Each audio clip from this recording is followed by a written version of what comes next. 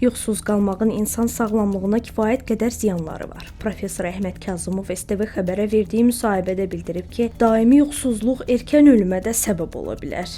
Ümumiyyətlə, yuxusuzluq tez-tez rast gəlinən və müalicə edilə bilən bir xəstəlikdir. Müalicə edilmədikdə mühüm xəstəliklər hətta ölümə yol aça bilir. Depressiyaların inkişaf etməsinə risk faktorları ola bilər. Yuxu və xərçəng riski Qasse Western Pressiva Universitetinin tibb məktəbinin əməkdaşları tədqiqat aparıblar. Onlar belə nəticəyə gəliblər ki, 6 saatdan az yatan insanlarda düz və yoğun bağırsağın adenoma riski 50% çoxalır. Müalicə olunmayan adenomalar bəd xəstəliklərə çevrilə bilir.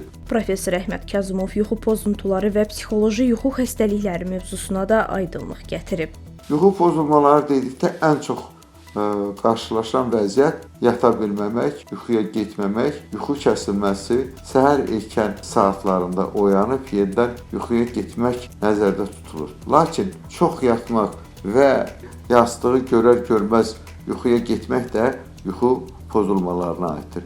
Yuxusuzluğun ən çox bilinən növü psixofizioloji olandır. Bütün bu yuxu xəstəliklərinin əlaməti olaraq ortaya çıxa bilir. Bundan başqa daxili, psixiatrik, dərmanlarla əlaqəli vəziyyətlər də vardır.